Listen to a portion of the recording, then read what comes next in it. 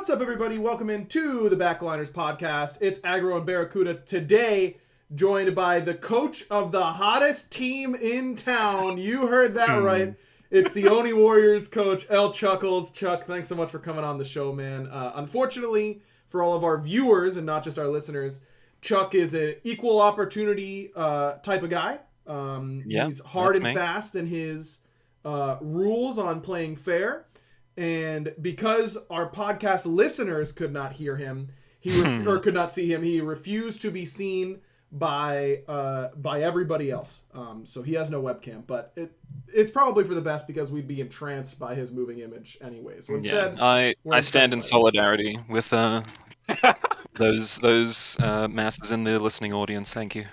And trust me when I say this is not me lying. Someone needs to stand up for them because we are constantly creating horrible podcast content that is only enjoyed by people who are watching BaRRa twerk, for example, which has happened. That's kind of our thing, you know. That's kind of our thing is to have like a very like disorganized, video podcast thing. You know, it's we have to stick to our brand, basically. I would agree that it's our brand. I think it would have been better if we had immediately come off the rip and said, this is going to be a podcast that would have been way better if you watched it. But then not had any video to it at all. Like that's the draw to it, you know? Surely that would have been successful. Wait, why do we stream with our webcams? If it's a podcast. We don't have to. Yeah, let's just turn them off. You want to try it? You want to see what the YouTube comments say? No, that'd be turn it off? Okay, yeah, that's fine. That'd be too bad. Too bad. People are here for your face. My face? Yeah, your face. Chuck's face. Chuck's face. Yeah. That's a handsome picture, by the way. You're looking good. I told him that I'd try and find him a fetching picture. And a what? A fetching? A fetching picture? Is that a thing now? Is that what the cool kids are saying? Not now. I think it's like in the 1860s. 18. Oh, yeah. Not then. But give or take. But yeah, I think that's what they said back then. Never heard anyone say that. Isn't that like? I've never watched a single second of any episode of it, but I assume that like Bridgerton, they say that kind of stuff, you know, and that's a show that people talk about. That sounds like a Bridgerton word. Yeah. Chuck, have you ever watched any Bridgerton? No. You can say yes, man. It's a safe space. No, I actually don't know what it is. I assume it's a racy... from 2020? Yeah, it's a recent show. It is... It definitely sounds British aristocracy based. Yeah, it is almost certainly that. All I know about it is that the people are attractive and there is some tension between them of sexual nature. Why Really? did I say it like that? Why are you being so weird? Why did I say it like that? You can say it. It's okay. I miss 1 week of SPL casting and I forget how to word anything in a normal way. Yeah, that's the draw of the show, I think. They're attractive and there's sexy drama, you know. Yeah, it's a sexy drama for sure. That's nice. Well, Fred, Neil, and I did just finish Love Is Blind Season 2, so maybe that's how was next it up on the compared to docket. Season 1? How was it compared to Season 1? Oh, you know, we skimmed here and there for the juicy parts, but you know, there's some colorful characters that you just can't help but fall in love with. I really was upset that there wasn't more of Dry Bear in Season 1. I wish. I think they made up for it with Shake in Season 2. Okay, I haven't watched any Season 2. Bear looks very confused. Bear, did you not know that Dry Bear was on a Netflix reality dating show? What? This is big news. Yeah. Doesn't know what fetching is, doesn't know... Chuck, do you see what I Dry do all the Bear's time? This is unbelievable. Jeez. Is this my fault? Am I just uneducated? Yes. What happened? Yeah, Dry Bear was on Love Is Blind Season 1. If you are looking to watch it just for that, I will warn you ahead of time that there is much less Dry Bear than you will want. But he is there. You do see him. You do get to hear from him a little bit. Talking to him about the show afterwards, we actually, when it premiered, we went to his house and watched the premiere with him. And it was wild hearing about the behind the scenes. It was really. Can it was you share really it or no? I have no idea if I can. I feel like I shouldn't, Okay. just in case. Yeah. I don't want to blow up his spot. Yeah, no, that's fair. Yeah, Netflix will get you. Yeah, Netflix will get me. I'm sure they have very many lawyers. I remember seeing like highlights of this show with like one guy that was just like the most arrogant person I've ever heard talk in my life, and was like, yeah, you get that. He was the guy that was like, "Can I pick you up or something?" Like literally, like weight-wise. That's Shake. Yeah, that's my boy. That's your boy. That's your guy. My guy. Love that guy. We love Shake in this household. But no, I've not watched the show, but I've seen some things. Chuck, would you say that you're like a reality, like intentionally so bad it's good TV show fan? Is that like an archetype that you're a fan of? Goodness no. Neil had to do some convincing to get us watching it. Did you regret watching it? No, we didn't. I mean, we did skip like 3 episodes at the end, but we got the good bits. Can I recommend to you? Oh no, go ahead. Sorry. Nah, there's juice enough in there. It's there's some meat enough on the bone. Yeah, exactly. Okay. I will recommend to all who like that genre or even semi-interested in it, because I'm typically not, but I watched a little bit of Love is Blind because Dry Bear was on it, but I got really into a show on Netflix called The Circle, which is more or less Love is Blind, but better. How? There are intentional catfishes, and they're like isolated in these apartments, but they can talk through this social media app called The Circle, where they could only speak to it. So they're like, Circle, message BaRRa, and I'd be like, hey BaRRa, haha, winky face emoji. Crazy week in the SPL, monkey with hands covering eyes emoji. What did you think about what the Titans were doing on Sunday? ? And then okay, Circle, send. And then I'll sit there and I'll go, yeah, I'm really hoping that BaRRa gives me some insight as to what he thought the Titans were doing badly so that I could know what the Bolts think are good. And then BaRRa would get the message and be like, oh, a message from Aggro, and he'd read it out loud, and then he'd respond in the exact same way, and it's all so troll, but the producers are literally like Jigsaw, like from the Saw movies. Like, they are psychos, and the things they make these people do are, like, the twists they throw at them are unbelievable. By far, my favorite crappy reality show I've ever watched. It was very worth turning my brain off and watching it.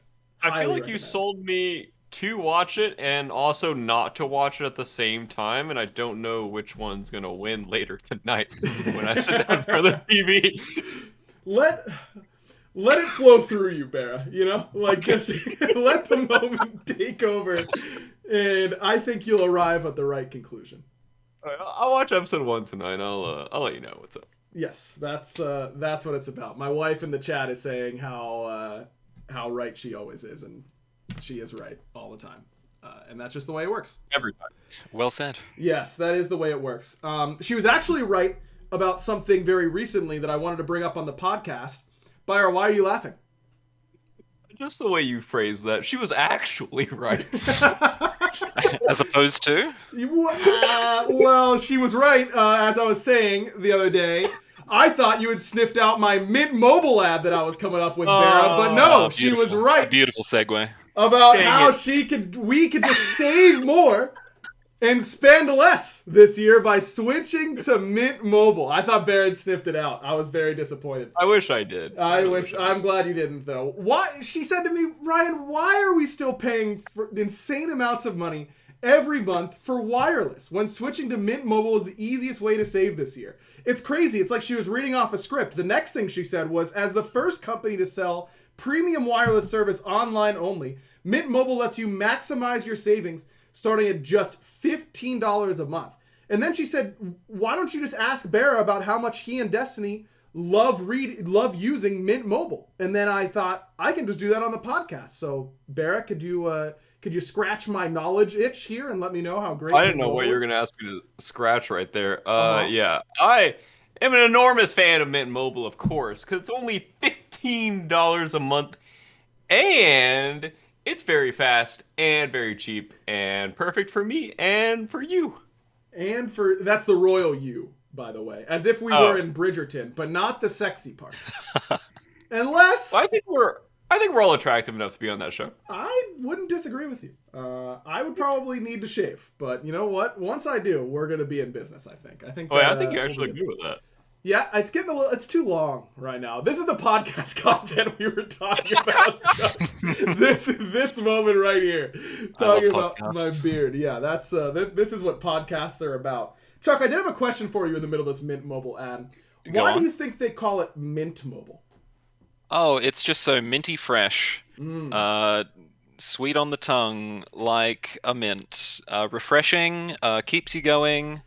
It's just the best. I love mints. Oh, and it's mobile. Oh, and it's mobile, right, for the mobile part. I was wondering about the mobile part. That does make sense now that you put it that way. To get your new wireless plan for just $15 a month and get the plan shipped straight to your door for free, go to mintmobile.com/backliners. That's mintmobile.com/backliners. Cut your wireless bill to $15 a month at mintmobile.com/backliners. All right, guys, we're 12 minutes into our Smite podcast. Do you guys want to talk about Smite, or should we keep talking about... rebrand to Love is Blind podcast, thank you. I have said multiple times that I would love to have a podcast where I have no agenda other than to just spew thoughts without any Is that what you do anyways? Yeah, but I just feel guilty that eventually I have to bring it back to Smite. And I do want to talk about Smite the vast majority of the time. But, like... I feel like... I could be talking about other stuff at the same time, you know? I feel like you just need a podcast by yourself to just rant. No, I can't be just me. I need someone to get me riled up, Bear. I need someone to... What was the phrase we were using the other day? Stirring the pot. I need someone to stir... That? Yeah, we did. Yeah, we stirred the pot on each other, remember? I stirred it was when Ashes was there, and I had Destiny put on the headset. And I said, don't you remember that was time? Messed up, bro. That was too far, dude. I have a confession to make, chat. I have a confession to make. And Chuck, before we get into Smite talk. For real this time. Last thing before We've got time. We've got time. Almost certainly not the last thing. What got me riled up that day, Barra? What was my... I was definitely getting revenge. I don't remember what it was about, though. I don't remember why you were mad. I remember what you said about me. I remember what I said as well. This is how it always goes, isn't it? The retaliation is always what ends up making someone more upset. It was the talk about pizza, Percy. It was the episode where we talked about pizza because Ashes was there, and I remember that. But Barra intentionally stirred my pot a little bit. Mm-hmm. So it was on the episode, right? It wasn't almost afterward. Almost certainly. Okay. And I thought it would be funny, and I was right in my camp, to have Destiny, have Destiny put the headset on after the podcast. And I reminded Destiny of a time, there was a saga over a year ago at this point, where Barra asked me, he said, hey, Destiny made some chocolate chip cookies, and they were pretty good. I told her that they were a 9 out of 10, that they just needed like a little bit of something else, and they would have been perfect. And she's upset with me. Because I said they were a 9 out of 10, and I offered a critique. And I said, well, did you ask for chocolate chip cookies a certain way or something like that? And he said, no, she just made chocolate chip cookies, and she brought them to me, and I took a bite, and I said, this is pretty good. This is like a 9 out of 10. And I said, yeah, you messed up. You say 10 out of 10 in that situation. No matter what. No matter what. Your wife brings you some chocolate, or your partner brings you some chocolate chip cookies, you tell her it's a 10 out of 10. And that discussion bridged multiple weeks where we would talk about it with Destiny after the podcast. And I just thought it was on my mind for whatever reason. And I just chose to remind Destiny of the time that Barra said her chocolate chip cookies were a 9 out of 10. That's all I did, because it was on my mind, and I thought she might like to think of it as well. I did not like to think of it, and she glared at me, and then I was in the doghouse all night that night. You were watching Snoopy stream? I was, of course. I had to sub and everything. I had to get in there. Well, we love being in the doghouse. That's true. That's how it's got to go. I don't know, man. It isn't that bad. It's obviously a little bit of fun, but you do say 10 out of 10 in that situation. I mean, she was asking for an honest opinion. That's what it comes down to. Honesty. BaRRA dying on the 9 out of 10 hill, bro. That last one, Chuck, he's gonna clutch those pearls until he dies. Digging. That's impressive. Like, it's wrong. Let's go. It's wrong, but it's impressive. Thank you. Yeah, it takes a real smart person to say something like that. Just a really intelligent individual. I know that I come off as the bad guy in that story until BaRRA says she asked for an honest opinion, and then I look like a saint in comparison to BaRRA. Look. Okay, my rating system for everyone out there, a 10 out of 10. No, a 10 out of 10 is the best chocolate chip cookie I'll ever have in my entire life. Ever. Ever. That goes for pizza, that goes for lasagna, that goes for anything. A 10 out of 10 is unmatched, You can't just be handing out 10s willy-nilly like Aggro does. Like, I don't want to be that guy. Just everything you bring me is a 10. Like, you gotta earn it,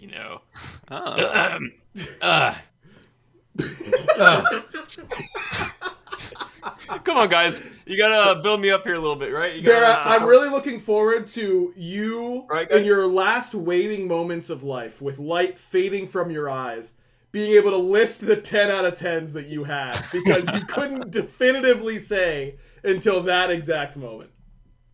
Exactly. Okay, but there was a lasagna that Destiny made recently, or not recently, but like once I went vegan. That thing is a 10 out of 10. That thing is an absolute banger. Same with her black bean burgers. Those are like absolute strong 10s. Like, I don't think you can make better things. Her cookies weren't. But you were clearly saying. Exactly. Okay. Thank you, right. Chuckles. Yeah. All right. Okay. Well, I mean, now we're on board. Is Destiny busy from 8 to 9 today, or what? Is she not? I hope so. I think she's asleep upstairs. Imagine how she feels about this. I very much like, normally like the podcast goes out on Mondays and we all toss it a retweet. If we could, I would like Destiny to retweet with her thoughts on this conversation. That's what I would like. Yeah, I think she's busy for the next okay. long time. Okay. Just really long time. Oh, Soj says he'll make sure that she gets the message. Thank you, Soj. That's unlucky. That's the people's Olympian right there. All right, let's talk a little bit of Smite, shall we? It was the first week of SPL. Games, from a zoomed out perspective, real quick, games were awesome, I thought. A lot of very close matches, not a lot of blowouts. A lot of sets went 2-1. Overall, more competitive than I expected week 1 to be. And it was a lot of fun to watch. So let's talk about each match real quick. I did not watch every match all the way through, so I will be leaning on you guys a little bit to fill me in on the things that I missed, because I don't have to work on the weekends anymore. That's me rubbing it in the face of the casters that they have to keep and working. Us. Yeah, they would love hearing that, I think. Yeah, well, they can hold that L. Wow. King's Leviathans started off with the King's dub in this set. I watched that game. The Nox support for Ronnie was doing okay, but backline struggled a little bit. This was not Steve's best week, I would say. I thought Steve struggled this week. I mean, look, he's a 3-time, like, if he wants to put up his feet and relax, like, one weekend out of the year, I think he's earned that, But I do agree. There was definitely some questionable deaths here and there, some questionable positioning by Steve. But, I mean, overall, I think he still played. He did his job, but, yeah, it was just a little sloppy, here and there. Yeah, it wasn't variety at the play-in tournament, or the kickoff tournament, but it wasn't... He was doing God's work out there. Yeah, it wasn't the best week Steve's ever had in regular season SPL play. But like you said, not a huge deal by any means. Chuck, you're familiar with young Steven Zappas. Mr. Zappas, yes. What was your estimation do you agree with our estimation that it was not his best week? I mean, yeah. I don't think it was like anyone's best week. Sure. Like, to be honest, it's the first week. Yes. Except for who? whose best week? Who? Mine. It was my best week. Yes. Let's go, baby! Hooray! Let's go! Except when we lost to you. Well, spoilers, Chuck. We're getting to that one next. Come on now. Damn. No, that's all right. Everyone should have watched every single minute of every single game except for me because I'm the host. Get over it. Of course. Yeah, I'll be honest. I skimmed through Sunday's matches because I took a Smite break yesterday. I think that's healthy to do sometimes, where you that's respectable. When you're on for 6 days straight playing Smite or watching Smite, you need to take a little relaxer. So I watched those games today, but I kind of skimmed through them. But anyways, back to Friday. Leviathans do pull out the win the last two games of this set. Twig played Baka game 3. Anytime that god gets locked in, I get a little confused. Yeah. It wasn't Jotun's Baka. Mid-trio. Their mid-trio this game is just interesting to me. It's Baka, Zeus, E-set. I feel like the Zeus and the E-set kind of fit a style of play, but the Baka is just kind of there, and I feel like it's just kind of there because of the Cleo Tiamat. Like, maybe you can blink on them and, like, force beads, I guess? Yeah. But I don't know, like, anything beyond that. I mean, obviously, I don't think I've seen a Baka pick in scrims, like, at all. And then we just see a Baka pick here, so... I mean, it's the first week of a new season, so I guess people are still, like, testing things.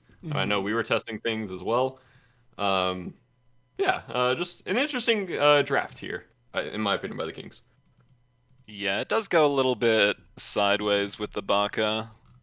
It's a difficult pick to make work, I feel, in a lot of situations. And when you've got to stand and deliver sort of comp with Zeus ESET, it's a good way to put it. It's a little difficult to squeeze a little hungry man in there, I feel. Yeah, it's kind of like you're going to hope they're going to like full engage on your Zeus ESET and the Baka gets like a free initiation, I guess. Like that's the only way I can see those that like 3v3 working. But yeah, weird pick overall. Yeah, it wasn't my favorite. Scream in the chat saying haters. I assume in response to the Baka and the Jotun's Baka comment. And I just love it, Scream. I really do. Not the Jotun's Baka, but what you're bringing to the table at all times, for the record. But yeah, overall, Kings I thought looked pretty good. Big Man also had a pretty rough game 3 on this Zeus, if I remember correctly. Bologna seemed to be a big pick for Harry this week. Also, Kernanos was pretty prevalent, particularly as a counter matchup to Medusa. What do you make of... I was watching a little bit of Hazer and Snoopy stream this weekend, and Hazer's a pretty notorious Kernanos hater. I know you are a pretty notorious Kernanos lover, BaRRA. Could you give me a defense of the pick in general? The cripple obviously is a huge buff. I think also people don't know how to play against the cripple yet. So you catch people off guard all the times when you hit it for some reason. Like people will be out of position because they're used to being able to be in that position before. Sorry, my throat's doing weird things. That's all right. It's just a podcast. Yeah, I actually like the CERN pick a lot. Sometimes, obviously, the team fights can go really bad for you because you just get dove and insta-gibbed. But I think if your team is playing around you, you have really good team fight DPS. Also, you have relatively good objective DPS as well. Obviously, with your 1, relatively good to stay in lane. I think he's better in lane and in like the 2v2s than he is in team fights. So obviously, you want to win the game a little earlier on CERN than drag it out. But I think he's good enough to just slot in like anywhere right now. But I think he does obviously no CC immune ult, and his dash is like kind of bad, unless you're dashing in, obviously. But yeah, he's like a good aggressive pick. Like that's in my opinion. Sure, that makes sense to me. I mean, historically, he's been the kind of pick where if a team picks him, he will die very easily, just because if the jungler has beads, then there is literally nothing he can do. But with the cripple and the larger map and the more objectives like obelisk that you need to play for, there's less time to sit on that Kernanos, and plus like a lot of values being put on like these high aggression ADCs right now, like Medusa, and he slots in really well into that. It's So it's mainly probably just Crusher, in my opinion. Like if yeah. you get hit by a 2/3 Ceranos with Crusher, and then if he has Aussie 2, you literally get one tap. Like you're dead. That all makes sense to me. Yeah, I think Kern is fine. I wouldn't top 3 him without seeing my Hunter matchup or my Jungler matchup necessarily. He does still die.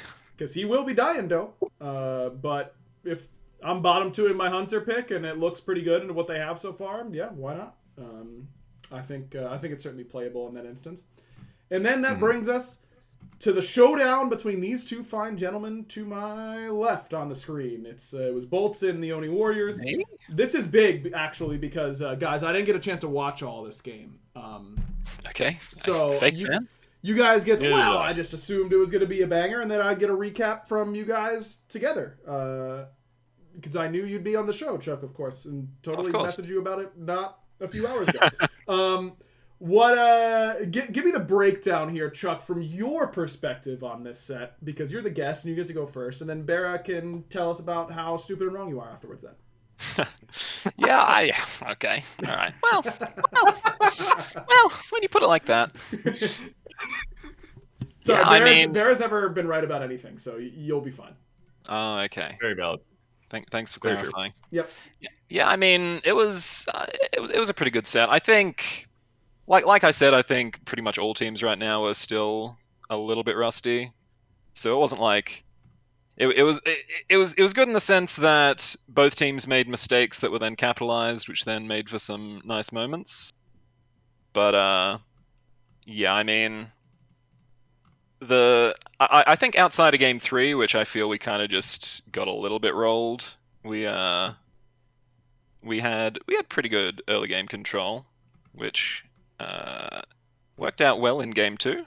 Not so much in game 1, where we didn't transition quite well. Because right now in Smite, early game's important, and you can snowball very easily. But if you look at all of these matches this weekend, a lot of them get decided in that mid game. If someone just makes a big mistake or even a little mistake, then it's very easy for the other team to just capitalize and either reverse a lead or snowball a lead that they've already got. Mm-hmm. Yeah, I would agree with that. Leads seemed impactful, but not game-ending by themselves, which meant that teams had to play pretty clean through the mid. And I definitely saw a couple of mistakes from teams this weekend that lost them games that looked like they should have won. BaRRa, how about this set from your perspective? Yeah, I'll be honest, I have no idea how we won the game 1. I have no idea how we won that. I don't even remember what happened. I just remember, like, you guys did that start that we were not prepared for at all, because no one was doing that in scrims against... Yeah, no one was doing that in scrims against us, so I walk in the lane, there's a Kyra on level 2, and I'm like, oh boy, this is going to be fun.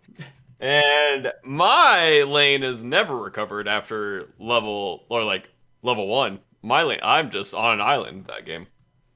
And then we have like some insanely good team fights game 1 and somehow clutch it. I'm pretty sure that's more on the Warriors trolling than us playing well, because I think that lead was like big enough to be for them. Yeah, it was pretty insurmountable, and then we did a little bit of an oopsie, which yeah, we all want to do at times. A technical term. And then I think game 2, oh yeah, Dardas went like absolutely bonkers in game 2. He just like farmed us so hard. I think Nika also played really good. Yeah, your draft, like once you get to like team fight stages this game, is just like so insane. And I don't think we were like ready for that in the game. We also didn't capitalize on our mid game like we should have, and then you guys just kind of the team fights were kind of unwinnable, I think, once we got to Yeah, we had the same sort of build up that we got in the previous game, and then we just didn't hard entered away in game 2. That's I'm looking at now. Nika has 35k damage, and the next closest person has 19k. So if anyone was wondering if Cleo was a good pick this weekend, it turns out she was. Yeah, I think that god's good, guys. I think that god's good, personally. Someone in my chat said she won all 9 games this weekend, which is 9-0. Kind of impressive for any pick ever. But that's actually that's actually crazy. And then game 3 was a stomp. We, in my opinion, like our draft was just significantly better this game. I don't think you guys like had a chance. Yeah, the second you get AMC into like Cthulhu camo, it's kind of like unless we are in the driver's seat from minute 1, then come team fights, that is a very squashed little bug. Mm-hmm. Yeah, and I think drafting is like, it's kind of crazy right now. I feel like sometimes you can just win a game off of draft alone, which I feel like hasn't really been that way previously, but it might just be because everyone's so good now that we're all like around the same skill level mechanically, and all the teams are around the same teamwork level. So it's just okay at a 5v5 standpoint, like you talked about earlier, Chuckles. Like in the mid game, like who's gonna win? What draft is better? So I think you can like go into games with these deficits and still be confident in your team fight and in your team comp, because we saw it like happen all weekend, in my opinion, of just if your draft is that good, your draft is that good. But at game 3, I don't think you guys ever like got your like legs on the ground, unfortunately, and we just kind of like held W the whole time. I think unless we get some very clean ganks off, or like massively invade and super destabilize some side of the map, it's just probably always going to go that way.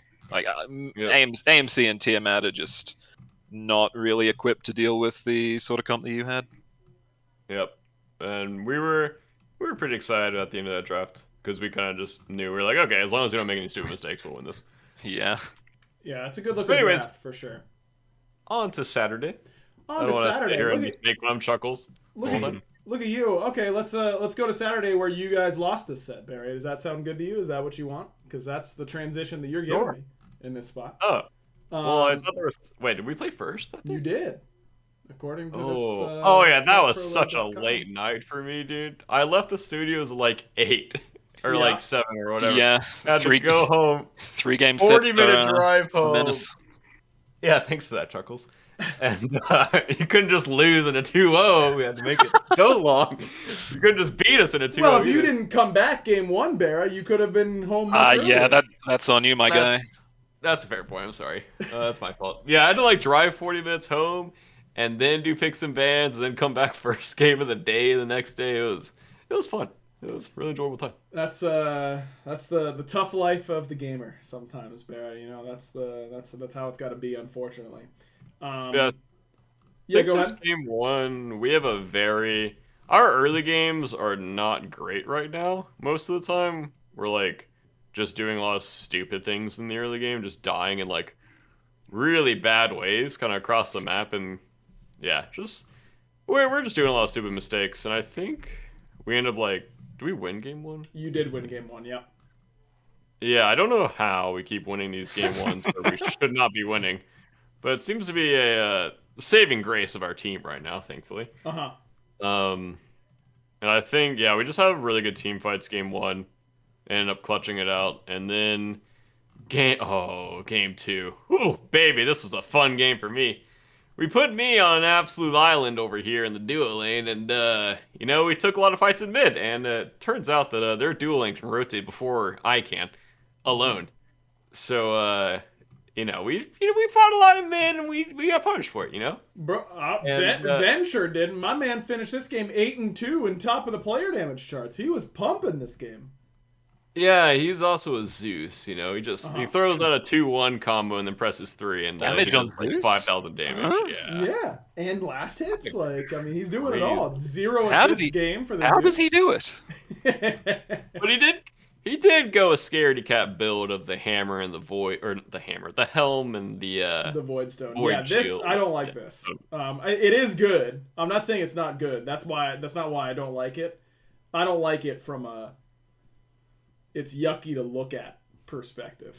You know? Yeah, it's definitely not attractive. Icky. And then I think that was the game. Yeah, that was the game where Haddock's just like, yeah, Guan is a bad character. He even tweeted about it afterwards. He was like, yeah, Guan is not great. And then game 3, I think we kind of did the same thing we did game 2. And we just like had a lot of bad fights in mid. Game 2 we had a giant lead and then we just threw it away, which was fantastic for me. Really enjoyed that. Mm-hmm. I think we misplayed a lot late game as well. Obviously, I don't want to go into like too much detail because we had a long team talk about this stuff. We just had kind of bad macro. And we just have to like clean our early game up from this set. And I think Blues Ultra posted it today. Like Kings are like by far the best on obelisk control and totem control. Like they have so much neutral gold coming their way. It's absolutely crazy. Is that the secret strat? The fabled strat keeping under wraps? Oh yeah, I was gonna say, okay. Is that the one? Is this what Harry died for? 27 times? Is this the blood god that Harry was offering his sacrifice to during that tournament? The god of coup? Okay, so I talked about this a little on stream as well, but it's kind of crazy that there's like a 4-way like little square going on here. Like we beat Warriors beat Leviathans beat Kings, and Kings beat us. Like there's like I feel like that hasn't happened like ever in the SPL where like every team can just beat another team. And a lot of parity right now. It's looking awfully competitive. Yeah. I know it's like kind of cringy to say, but like I really believe this is the most competitive Smite's ever been. Yeah, I think it has gotten more competitive every year. It has gotten more competitive in the middle of the pack through the last few years, but obviously 8th place team or 10th place team, whatever it's been, the last place team has not been particularly competitive. This year, I think that could very well be different. And Genetics did say in the chat, Obelisk, Totem, Scorpions all go to the Kings. So, you know. And Scorp. Yeah, sorry. The old. Surely there's like a good acronym we can make from OTS that's not just OTS, you know? Like TOS isn't great because that's terms of service. SOT is already solo or troll. Stow. We got Stow. Yeah, Stow isn't bad. We got Stow those flowers in the obelisk and receive gold. And that's how you win a championship right there, ladies and gentlemen. That's damn straight. That's what Chuck is bringing to the table. Just ways to think about it that way. All right. The king strategy is henceforth, I'm just tossing out all the Bridgerton words, known as Stow. That's what it is. And Strength of a Dragon says you can add in Pyro for stop. That's massive. Or pots. Or pots, yeah. Yeah. What else starts with P in Smite? Anyways. Who cares, even? Then it was the Jade Dragons up against the Solar Scarabs. I didn't get to watch this set at all. But it kind of looks like Jade was just in control for the majority of it. It was kind of a big Cthulhu diff. Every team fight, Final K just kind of went poggers for some reason. Okay, sometimes Cthulhu does 9 trillion damage and sometimes he just dies. That's it. And this is one of the games where he does 9 trillion damage and literally just kills everyone in every team fight. Scorpions, totems, obelisks, poggers. The stop strategy. Good. I like it. That's powerful. There's 4 things you need to do in a Smite game. 4 things you need to do in a Smite game. Scorpions, totems, obelisks, poggers. That's it. Or pop off. No, Chuck. Poggers. Okay, sorry. Thank you. There you go. What? What do you mean, what? Barrel, we just went over it. How did you forget already? Where does poggers fit in? You have to go poggers in the game, BaRRa. It's right there, man. Oh, I thought that was like related to like a letter in there was like. Okay, never mind. Never mind. What? I laid it out for you. I did the. We said it was we could make it stop. Instead of pyros, I substituted poggers.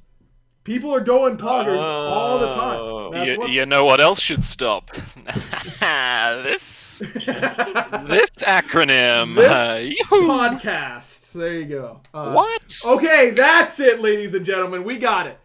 Scorpions, totems, obelisks, podcast. Namely, the backliners. They got to listen to the backliners podcast. That's it. Beautiful. Nice. Well all done. I'm glad we got there. All in a day's work. BaRRa, you were saying about someone going poggers, which is the fourth part of the stop in a Smite game. Oh, that's why you did that. Okay, that makes sense. Oh yeah, you were the one who said it, bro. My God, these ADCs, man, that is insane. And then I don't really, I didn't actually watch game 2 because I was watching it, but then the podcast had to start. So here I am. What? And it kind of just looks like. What? Oh, on your stream, I was like, BaRRa, we didn't podcast on Saturday. What are you talking about? Okay, that makes sense. I like how we're both like fried. Well, yeah, our brains are just not in working condition right now. Yeah, I thought moving the podcast to Mondays would be a good thing because, you know, it's going to be the weekend. I'm probably going to be taking it easy. I'm not going to be in like work mode, so my brain wasn't going to be working. But Mondays are typically very busy for me on the design team in a good and fun way, but it means that my brain is just absolutely toasted by the time we get to... It's just buck wild. By the time we get to the podcast, which I'm sure what everyone wants anyways. And if you don't want it, then shut up and give us a good rating anyways. Go ahead, BaRRa. You were saying? Yeah, game 2. This looks like a really close game, and then comes down to a fire giant fight. It was less close than game 1, from what I remember. I think game 1 the bugs held on pretty decently, and then eventually it sort of just slipped out of their hands. And then game 2, I think the dragons were pretty comfortably in the lead the entire time, and then eventually the bugs just couldn't really hack it at fire giant fights eventually. Watching this last team fight, and Scream like all in's a guy that gets Kepri ulted, and whenever you're doing that as a Kali, you're just kind of sad. The Kali didn't really have that many opportunities. Yeah, sometimes she goes crazy, and sometimes, you know, she just has those sad moments in games. But another game where Cthulhu is top damage, so, you know, we love that character. Really fun to play against. Cthulhu good. All right, then it was the Valks up against the Bugs. Valk kind of worked them game 1. A sub 20-minute victory in their first regular season game. Benny Q goes 10-0-8 on Zhong Kui. Is involved in 18 of the 20 kills for the Valkyries in this game, which is pretty nuts, even for a mid laner. This was good from the Valkyries. I watched some of that game and then missed the next 2. The next 2 did not look very close, but in the other direction. Yeah, that's what I was gonna say. Basically, it was the same game all 3 games, but a different team won. You know, like it was just a stomp. Like both of these teams, from what I can tell, play the exact same way. Where if they get a lead, they just start smorking and grouping as 4, just hunting around the map, and literally every game was like that. Like one team would get a huge lead early, group around the map, just roll whoever is in front of them, and then the game was over like in like 20, 25-ish minutes. Yeah, Chuck, any did you get a chance to watch this set? Any thoughts on it in general? This set, I think we saw the I think we watched the first game and then kind of started talking about our set later that day. After that, so I wasn't paying too much attention to games 2 and 3. But yeah, I mean, it's pretty difficult when Benjamin Q is the only guy in the studio. That was really troll. I thought it's were very funny. Yeah, no team. Yeah, just the true 1v4 performance there. Very high quality. But yeah, I mean, they're a new team to the SPL, and they've got half their team in a different country, which, from personal experience, isn't the greatest, I think. Mm-hmm. Really? Yeah, I mean, there's definitely better things to feel. Yeah, you'd be surprised, actually. Interesting. Thank you for the knowledge. That's disappointing. Crazy. Oh, the next set is a full offense Circuit, right? Yeah, where, you were excited about that aggro. I was. It's no secret that that's something that I worked on, and it obviously was not received as well as we were hoping. But I think that there were definitely some mistakes that I made that we will all be learning from and all be applying and having a great time with in the future. Wait, you made mistakes? Of course, Barra. I don't believe that. I stay making mistakes. That's kind of my brand, Have you seen us? This is like one of the first time in weeks that the cameras have been in the correct order on the podcast. Again, good podcast content. But yeah, I do think that there are. I think there are still good applications for full damage Circuit jungle, and I think there are still good applications for Circuit support. It's just not as ubiquitously good as it once was. You can't just top pick it and then solo their backliner by yourself as a full tank support assassin. And I'll stand by that. That's not good. I'm holding strong and fast to that. Looking at the Circuit pick here into a Nim, Zeus, Medusa. Obviously, I'm not sure when he picked the draft. Yeah. Yeah, I kind of feel like if he goes on any one of those characters in a team fight, he just gets insta-gived by the other ones. Yeah, so, I can't pull up. Unfortunately, there is a slight hiccup on the website. I can't pull up the draft order. I was actually looking forward to looking at it because I also don't know where Sam picked it. It was last, I think. Yeah, he picked it 4th, 5th from first pick. Interesting. I'm surprised. Into Atlas, Medusa, Zeus, Osiris. They hadn't seen the Nemesis yet. Yeah. Yeah. But even still... Zeus is, I think, one of Circuit's worst matchups. Yeah. That's like damage Circuit especially. Yeah, damage Circuit especially. Yeah, tank Circuit didn't care about anything. But, really. But damage Circuit certainly cares about a Zeus on the other side. So... not sure what the game plan was there. Maybe the plan was just ignore the Zeus and kill everyone else in the early game and then get to the point where it didn't matter. That obviously didn't happen. I don't think it means that damage Circuit is unplayable. I hope that's not what it means. Course, yeah. But, certainly was rooting for it to do a little bit better than it did in that situation. But the Titans, I did watch a little bit of this set. Titans played really well. This team, Sot, I thought was slotting in very well. He looked really good in the moments that I got a chance to watch. Osiris is just an insane character that I'm surprised does not see more play. Sot just makes that god look so broken. And the Titans do what the Titans do, man. I mean, their back line is immaculate. Their front line was good. And that team is always going to be really, really, really hard to beat when they get to execute their game plan. So not a huge surprise to see the Titans come out looking pretty strong. Yeah, I agree, as well as I feel like Dragon's draft, like you have a full offense Circuit game 1, then game 2 you have like a Jingwei Aphrodite. Mm-hmm. And I feel like those aren't great. Yeah, I do remember Mike having a rough time on the Afro pick early. I mean, maybe it's sick, but from my experience, I feel like those aren't great. But yeah, we'll leave it at that, I guess. Yeah. Listen, a little experimentation in the drafting. It seems like for the Dragons. Sometimes things don't stick. What can you do? Yeah, nothing you can do about that. It could be worse. It could be Hades in support. Like you could always be that. So you gotta count your blessings where you can. And that brings us to the set of the week. The Oni Warriors up against the Leviathans. Chuck. Yes. Why was that so troll, man? Oh, it's so troll. We have been I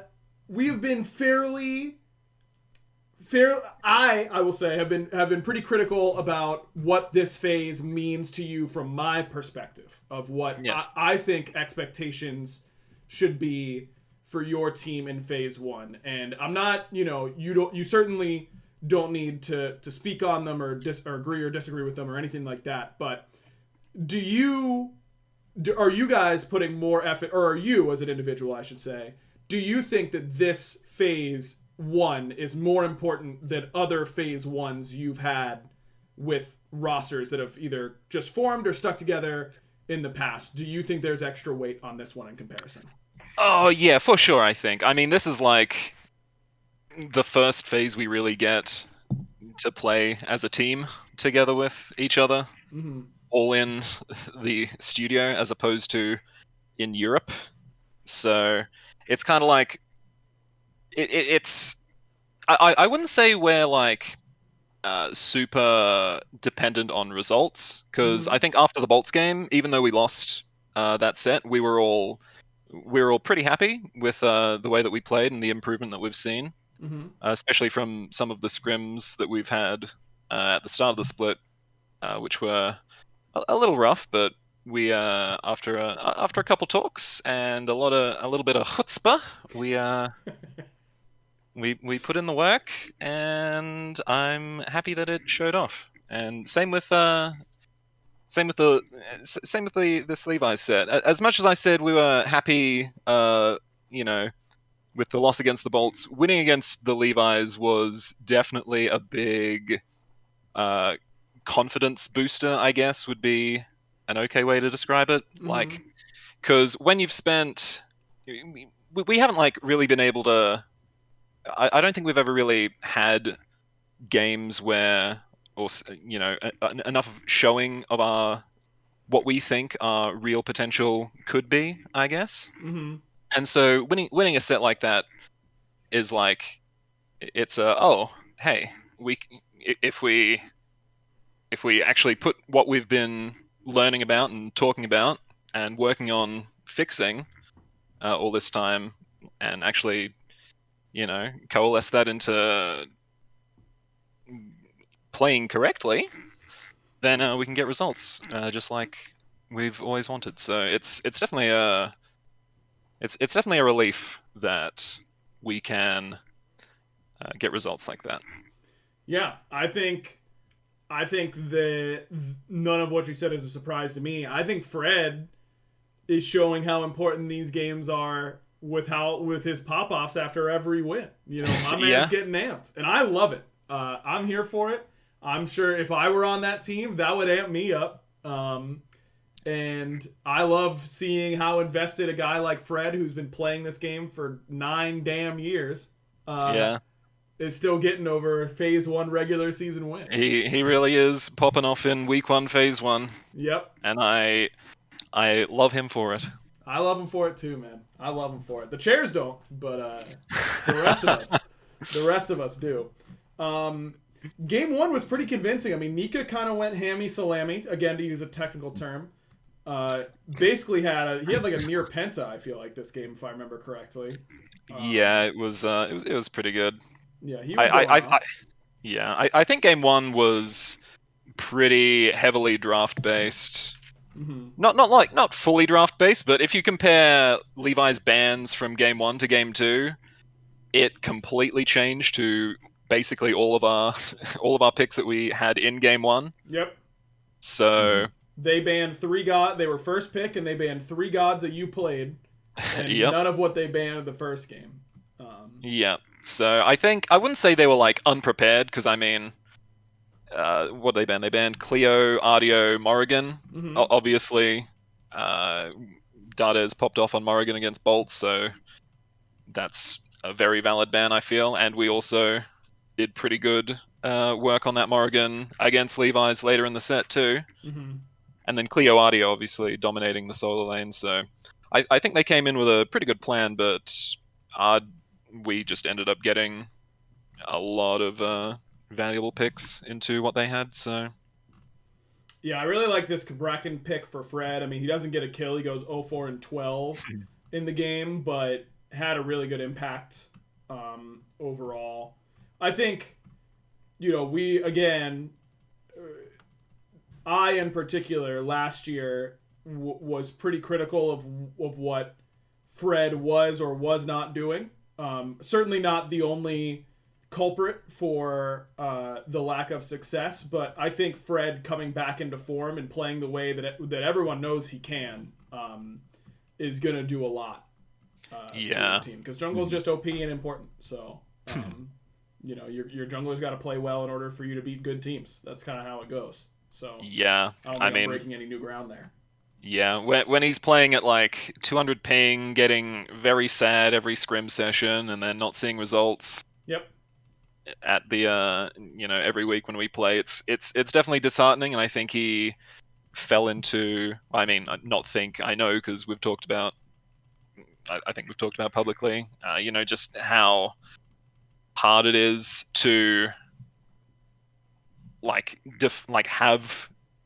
play your role correctly, so you kind of default into I'm just going to get in there and throw down my kit, and if I die, then I'm hoping to God Nika on real ping and vote on real ping can hit some abilities and clean up. So right, yeah, now that he's able to play on a level playing field, and we're all we've had the reset off the new season, and we're coming in fresh like that, then he's able to like you said, show the player that everyone knows that he can be. Definitely. Excited about what's going to be going on. Unfortunately, after all this positive talk and how happy everyone is, we do have to talk about this game 2. And I love game 2. And namely the way it ended. Run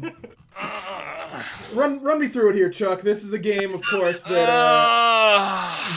Panatom, you guys win. You wipe them almost at fire. You get EFT. Yep. You're walking down to end the game, and a sneaky little Panatom goes into your Titan room. Oh boy, that guy. Yeah, I mean, I was in. Picture this: me in my little coaching booth. Oxy to my right. We wipe, and I can't remember if we did fire or just went to the end. You got fire and then fought them afterwards. Okay, thank you. It was just too traumatic for me to remember at this point. But I'm in my little booth, Oxy to the right. I hear all 5 of them say, "We could get backdoored here. Maybe we should back." Fred starts his base for about half a second, and then we kind of drift away from that topic and just kind of... Well, we say... I think they thought that they saw everyone, or they had everyone in vision, so that they weren't going for the back door. Unfortunately, spectator cam was hovering Mr. Panatome as he walked directly into our Titan and pressed 4. And it wasn't the best. The initial feeling is definitely, goddamn, that sucks. That is the most Neil Ma thing I have ever heard come out of anyone's mouth except for Neil Ma's mouth. That was unbelievable, Chuck. That was incredible. He rubs off on you. He really does. I tell people all the time, one of my favorite Neil phrases, and I have a lot of them. Neil's a great phrase guy. But anytime anyone says like anything that is contradictory to what I want them to do, I just mutter, "You're so scared." All the time. That's yep. And I have adopted that. Completely ripped it, and Mifflin has stolen it from me, and who stole it from Neil, of course. And it's just so good. I use it all the time. It really is. Yeah, I use it all the time. I didn't know it came from Neil. That's a Neil Ma. Yep. That's crazy. A vintage Ma. Yes, it is. Homegrown. Right in the Ma Gardens for sure. The Ma Vineyard, if you will. Yeah, I mean, it's got to be such a because you still have a game to play. Yeah. I'm sure everyone was. Fred was about to go absolutely monkey mode in the booth for 2-0ing the Leviathans. Like, yeah, we gotta reel it back. Yeah, it was a high, quickly followed by a very deep low. But I think after that, it was. I mean, by the time I had walked back to the booth everyone was in. It was kind of like we kind of did just stomp them very badly until we messed up, and didn't base right. It's not even like you miss an ability or like make a misjudgment or a miscall in a team fight. It's like you just straight up don't do something that's very obvious and very clearly fixable and shouldn't like really happen. So it's kind of like, okay, we'll just try that again, and we'll play how we played the previous two games minus the last 20 seconds, and we'll be in prime position to win the set. So not the best, but in those moments you've kind of just got to take the good that you can and carry on. BaRRa, did you lose to a backdoor last year? That sounds familiar to me. I've lost to a ton of backdoors, so most likely yes. I wonder if Gore could figure out who has lost to the most backdoors. I remember whose backdoor is the most open is basically what I'm asking. Huh. I mean, they say that in Bridgerton. Yeah, they do say that in Bridgerton, yeah. But okay, never mind. I'm going to walk back from the ledge, as Barry and I have clearly established. Or back it up a little bit. Oh, it's probably me. I remember once, it was like season 1 or season 0 against Dig, or Lassus Dig. Is this the Yanis? Maybe. Was that when Gnaw on there? Gnaw was on their team? It might have been. Gnaw was a Giannis player. I remember we were not the Giannis backdoor was Gnaw, I think. Yeah, because we didn't end on purpose, because they had a DC. We're like, okay, let's just get a Phoenix. Let's not be cringe and end the game. And then we turn around, and they're on our Titan, ending the game. We're like, oh my goodness. We literally could just ended the game. But we don't want to be like those guys, because back then I don't think you could pause for an indefinite amount of time like you can now. Yeah. So it was the 3-minute pauses or whatever, and they had used all theirs. So we're like, okay, let's just wait and see if his internet comes back, whatever. But yeah, I've been backdoored a lot over the years, and each time it's except for that one time, the Eager one. Was it Eager or Dick? I don't know. It was one of those. And after that time, I'm like, we could get backdoored here, and then it's that'll be fine. Let's get some words out. The one time, I think it was the Luminosity enemy one, where our ward died right before they crossed over. That one was a fun one. That was a real good one. So it's good. You like it then? Is that your favorite way to lose? Yeah, really enjoyable way. You just playing for 30 minutes and then having the game right in front of you and then still lose is just really fun. Oh yeah, and then Layers backdoored us last year, I think. I want to say that was the Titan set. Yeah, that sounds right. Where we were just dancing around fire, and then I was like, that dual wave's going in. The Nim could be there, and then it's oh, she's there. Okay, we lose. That's also fun. I like that. But yeah, it's probably me, honestly. Probably me. Okay. Yeah, I mean, SK, PK, and us last year, I don't think we've lost to that many backdoors, but minions have been a bit of an issue, and there've been a couple tight matches. I think against Kings. I can't remember the specifics because they were wiped. Traumatic. Yeah. No. But we've had issues with clearing waves and fighting on the Gigante Fuegos. The PvE is just the hardest part of the game, and those minions fight back. Yeah. Unreal. Chuck, I'm not trying to tell you how to do your job here. I want to make that very clear. Of course. But have you ever tried to put it in raid terms to Dardes? Have you ever tried to say, Dardes, this is the phase where we need to clear the ads? and just seeing how he reacts to that. You know what? When we go on to sweep this entire phase, it'll be because I've implemented exactly that. Just next break time, down the next whole time Smite Baba game goes into- absolutely sicko mode, it is because he is seeing a WoW raid right now. Surely you could just put...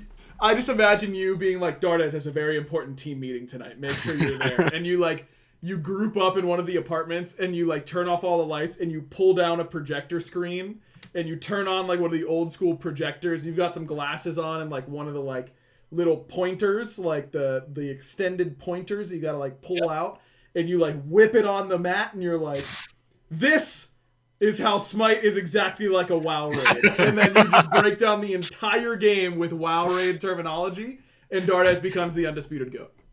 Allow me to present my PowerPoint presentation. Yes, exactly. It's a whole PowerPoint. My literary thesis. Phase 1, the early game. That's in this encounter. Yeah, we've got this whole thing. We can get the details ironed out later.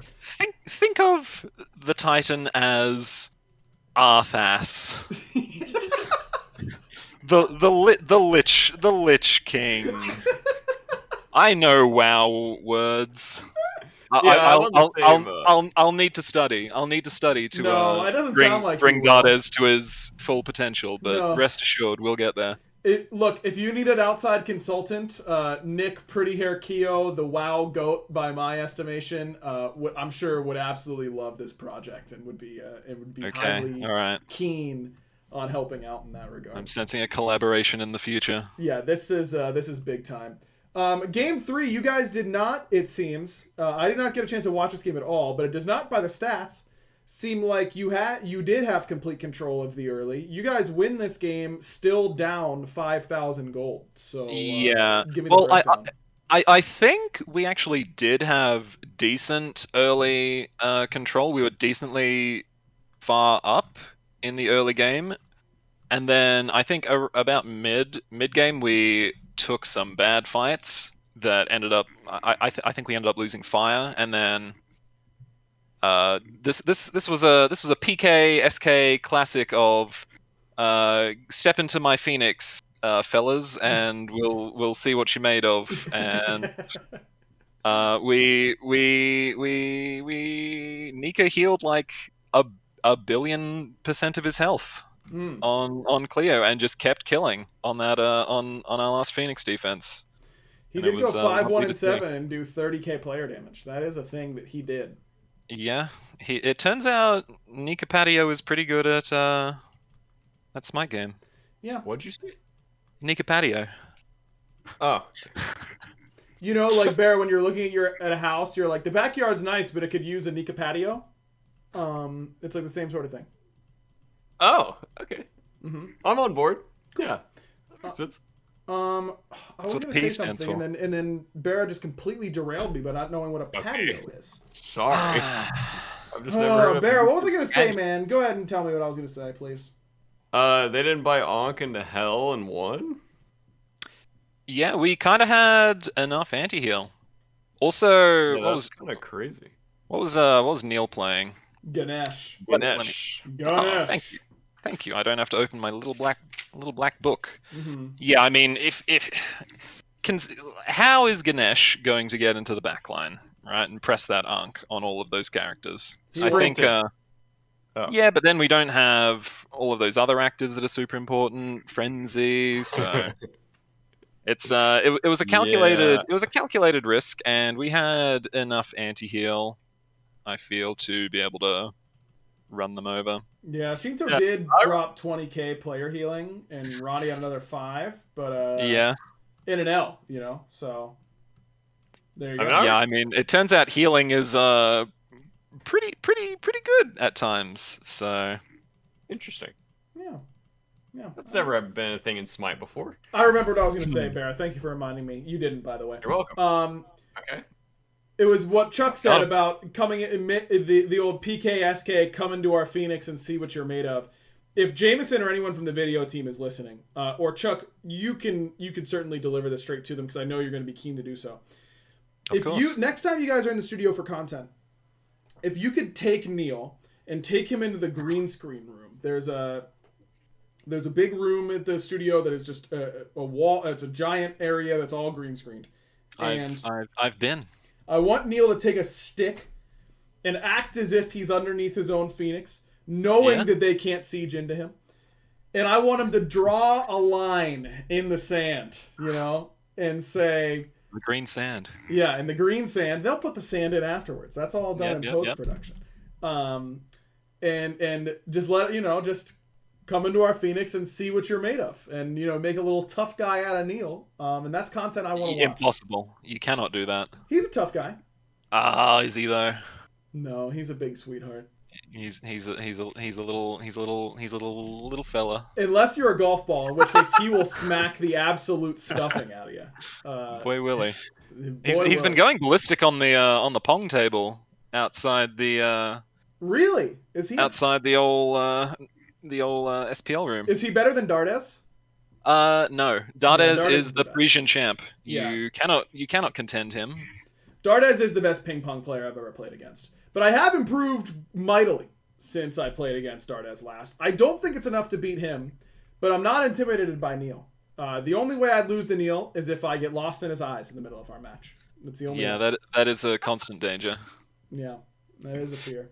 All right, well, that does it for week 1 of the SPL. A big week for the Oni homies. Coming out 1-1, but some competitive games even in the losses. Quick preview of next week. I'm going to give you guys my matchup of the week. This is an impromptu segment that I've just come up with because I didn't know how else to segue us until the end of the show. And all I'm doing now by not complaining but explaining this is buying myself time to internalize all of these sets and then pick my favorite one. And I've arrived on the first set of Saturday. It's the Atlantis Leviathans up against the Tartarus Titans. That's the Leviathans' first set. For the defending champs, a team that we said should have the highest expectations of any defending champion since Season 2 Energy. They did not look particularly convincing week 1. And now they're going up against a Titans team that did look pretty convincing in week 1. Imagine if the Leviathans play against a tough Titans team and then a tough Bolts team, stumble in both of those, start the year 1-3. That's a storyline right there, gentlemen. That is a storyline. Yeah, I think that's going to mean a lot to the Leviathans. Yes. I mean, in my opinion, it's still like the top 2 teams in the SPL playing off against each other. So Leviathans need to look good in that set. Like, they need to have a confident day, or they're going to keep stumbling. We'll see what happens. Chuck, instead of asking you for your opinion on if the set's going to be good, because BaRRA took that segment from you, it's now up to you to choose a winner. Okay. In Aggro's match of the week between the Leviathans and the Titans. Sorry? A winner, huh? Mm-hmm. I mean, that's a loaded question. Let me ponder. Aren't all questions loaded? That's true. Some more than others. I'd agree with that. One could say. I would say I'd be one of those. I mean, it's hard to call after 1 week of play. I feel. I think Leviathans definitely have the pedigree to be able to play lights out any game, any set they show up to, and I think Titans are the same. I would going off this last week of play, I would probably lean more towards Titans. Just because I mean, if Leviathans get back into their Worlds winning form, or at least some approximation of that, I think they could very easily take it. I think if they keep in this, not to say they played badly this week against us or against their other match that Kings. I can't remember right now. Kings, yes. But I think, there's. I would give it to Titans. I would give it to Titans right now. I'm glad you came up with an answer, Chuck, because I was about to kneel ma on you right there. But Thank you. You weren't as scared as you could have been, though you did sound a little bit scared by my estimation. I was just pondering. Yeah, that's fair. Lost in thought. Well, now, BaRRa, you don't have to give me an answer on that particular set, but the Atlantis Leviathans currently 1-1. They play the Titans and you guys Saturday and Sunday. What will be the Leviathans' record after this week? Ooh. I mean, hopefully a 1-3, you know. I feel like that would fit the storyline. That'd be kind of cool. Mm-hmm. But hopefully our week of scrims goes good and we can apply the things that we struggled with. And hopefully we can help contribute to the 1-3. What is all this hopefully, man? You're scared too. I'm surrounded by a bunch of scaredy cats here. No, I'm not scared. We just got a lot of things to work on before this weekend, you know. A lot of things to crease out, you know. So I'm just saying, I'm not scared. I'm just hoping that you know. You know what would help crease those out? A little bit of confidence. Yeah, you know? Agreed. I thought you were gonna do like a Mint Mobile read right there. That would have been so good. Oh my god! I was so expected. Give me the script, baby. I'll chill anything you want. That would be wonderful. Chuck, if you do a pregame interview this week, just read the Mint Mobile script for us. That would be really good. All right, gentlemen, here's how it's done. Here's a hot take for you. Leviathans are coming out of this week 3-1. That's my prediction. They're winning both sets. Wow. That is a valid opinion. Definitive. I respect that, and I think it is extremely possible because you know what? All of these teams in this SPL of ours are just so good, and I can't wait to tune in every week to smitegame.tv/twitch.com and just watch the best of the best go at it. Yep, and he got the link right too, everyone. That's really impressive. Yeah, that's the one. Whatever he just said, for sure. That's spot on. All right, random question of the week, as we typically do. Mm-hmm. I think I've had enough of coming up with these all on my own, BaRRa. And I'm not putting it on your plate for once. Instead, I was DM'd a good question of the week. And I would like to encourage people to DM me potential random questions of the week. I almost certainly will not respond because I barely ever respond to random DMs. But I do read them. And I liked this one from Cole. So shout out to Cole. Cole said, I have a potentially good random question of the week for you. In terms of a parking spot at a store or something, where and how do you determine where to park? If I'm getting a lot of things, it's next to the cart returner. If I'm not getting anything, okay, I'm driving to a store. If I'm getting like less than like 10 things, then I can carry them in like the little, what is the thing called? My brain is farting. Basket, that's it. Yep. Spot on, Aggro. Then I will park at the entrance or as close to the door as possible. Interesting. So it's about the cart return for you. So It sounds to me like a grocery store trip. What about at like a crowded mall? Oh, just as close to the entrance as possible for a mall. Okay. Chuck, any or thoughts like for you? Closer to the store that I'm going to. I mean, I kind of feel you'd be trolling if you weren't just jamming it in as close to the front door as possible, right? Like, I want to get in, I want to get out. No muss, no fuss. Show me the goods, and I'll get out of there. I'm not shopping. I'm not shopping for. I'm not shopping for the experience. Up on the other monitor, this whole freaking this whole freaking show, man, unbelievable. Yeah, this might come as a surprise to you, fellas, but I have overthought this question already. And I promise you I did not think about it at all, except for I like this question, I'm going to answer it. But I've been thinking about it while y'all are answering. When it comes to the grocery store, BaRRa is correct.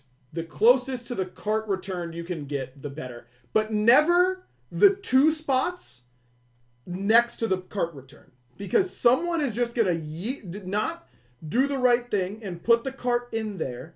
Also, if you listen to the podcast and you leave your cart in the parking lot or like don't put it where it's supposed to go, Either start putting it where it's supposed to go or stop listening, because you're not welcome around here. Put the cart where it's supposed to go. Yeah, it doesn't gain you anything, but it's the right thing to do. That's the ethical dilemma. Yeah, the shopping cart problem. If I ever, I'm not kidding, if I ever went grocery shopping with a friend and they like left the cart somewhere, if I, for whatever reason, didn't want to say anything in that moment, which I almost certainly would, that would significantly impact my opinion of that person. I would think they suck a lot more than I did previously, assuming. Maybe I thought they sucked to begin with, in which case, why am I going to the grocery store with them? When it comes to a crowded mall, it's not about where I'm going first, okay? It's about where I'm going last. That's what you have to think about when it comes to the mall layout. So oftentimes, I'm trying to get in there, go to the food court first and foremost. That's key. And then go to whatever store on the back end. So I'm going to park the last place I plan on going. And if that means I've got to take a longer walk to get to the first place I'm going, so be it. But by the time I'm getting out of that mall, I want to be able to get to my car as fast as possible. So that's how I lay it out. Are you scoping out the floor plan the day before, like Solid Snake or something, no, to figure this out? No, or? Certainly not in situations where I've never been to the mall before. But if I've, I went to the same mall growing up since I was able to go to a mall or whatever, and until I left. Right. And I've only ever been to one mall here in Georgia. So I just know where I want to park in relation to those. That was a lot, Aggro. That was... Yeah, we talked about brands, BaRRa. This is mine. I like to go really in-depth about the most mundane things possible. Yeah, and I'm on the my brand. Yeah, that is kind of my brand. Well, I guess I went pretty in-depth for my answer, because my normal answer is like, oh yeah, I don't care, it's just a parking spot. But I actually had like strategy for this one, so... That reminds me, BaRRa, of one of our very first random questions of the week. And it was, describe your perfect sandwich. Yeah. Chuck, would you believe this guy... I almost just said the F word on this podcast because it makes me so mad. This freaking guy goes, I don't know, like a pub sub? And I'm like, okay, fine, but like, what's on the pub sub? Like, what bread are you getting? And he goes, I don't know, bread? Okay. That should be illegal. Bread, huh? I'm just a relaxed kind of guy. All bread tastes good to me. All sandwiches taste good to me. It's not about what tastes good, Bear. It's about what tastes best. What's your favorite? It's a thing about you. Min-maxing? I'm not min-maxing my sandwiches. I mean, I have the things that I like, and I have the things that I like and dislike, obviously, but like, I don't like harp on it. If it's wheat, if it's Italian, if it's white, like all those. So you're telling me, BaRRa, you're telling me that something could be a 9 out of 10 that wouldn't bother you a whole lot,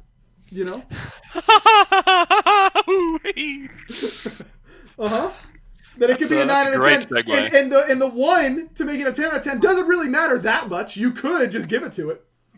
It's not that big of a deal to you. That's completely different. Think about how the bread feels about being rated a 9 out of 10. The bread wants a freaking rating at all, BaRRa. It's you called it all bread, man. It's all bread. It's all good. All bread is delicious. Then give Destiny's Cookies the 10, BaRRa. That's the whole argument, man. If it's not that big of a deal, just give her the 10. Good Lord. Not give it. I can't just hand them out, dude. You clearly can. You can. No. The breads aren't 10s. It's bread. I like bread. What's wrong with liking bread? What's the bread that's the 10 then, BaRRa? What's the bread that's the 10? I don't think I've had a bread that's a 10. I can see you getting riled up in your chair right now on the podcast. You're just not making any sense. You're jumping around. You're not making any sense. You're just saying things that don't mean anything. What's going on? All right, we're ending the podcast. What's your 10 then? What do you mean, what's my 10? I described my perfect sandwich to you. Yeah, that was like 3 years ago, dude. Listen, man. I remember you had the most in detail, like, in-depth sandwich, and, like, who cares? Me. I want to know that about a person. I want to know what their favorite sandwich is, and what it's a people love their Harry Potter Patronus. I want to know how to make your perfect sandwich. Who cares about what Harry Potter house you're in? Talk to me about what type of drink you want on a hot day. That's the time. That's more substantive to me. You know, it represents who you are. And you just want bread. Person. I do. I love bread. Bread's great. I also love sandwiches. All sandwiches are good. Uh-huh. What? Bear, I'm going to give you a do-over right now. Can you please, for the love of God, tell me your perfect sandwich? Okay, I'm gonna be real. I'm just gonna pre-apologize. I don't really eat sandwiches anymore because most sandwiches have meat in them. Yeah, you're right. I know. Yeah, so I mean, I'm not gonna say like a tofu sandwich. How about this? Farrah, let's say you become God Emperor. Okay, you have complete control over the universe. All right, and you get to make your perfect sandwich. You get to snap your fingers, and it's all vegan, right? You can say bacon is now grown from plants, and it's the healthiest thing on earth for you. Because you're God Emperor, and you get to do that, right? Oh, that'd be sick. Okay. I know. I've thought about what I would do as God Emperor a lot. The first thing, make Reese's Puffs the healthiest food on earth. That's the first thing I'd do. If I was God Emperor, everyone would love me instantly, man. I gotta go on diet. I gotta go on a diet. What should I eat, doctor? You should have more Reese's Puffs. Everyone's happy. It's a win-win. I feel like your blood pressure is going up right now, dude. This is not healthy. I need some Reese's Puffs. Anyways, what's... Eat them up, eat them up, eat them up. What? Please describe to me your perfect sandwich. Okay. Assuming it can all be vegan. Yeah, of course. So it'd probably be the one that I would go to the most is like the Italian. I don't honestly at this point even remember the meats that are on an Italian sandwich. Okay. But that is what I would always gravitate towards. Okay, thank you. You're welcome. And then it's gonna be like out of order. Okay. As I remember things. That's fine. But salt and pepper. I don't know why. I always add oregano. I don't even know if it does anything, but I add it. It's on there. Yeah, oregano's good. And then in my opinion, pepper jack cheese is the best cheese on a sandwich. I don't know why, but I love pepper jack. Yeah, a little spice, a little heat here and there, but also like a good flavor. Yep. Throughout each bite. Sure. And I remember.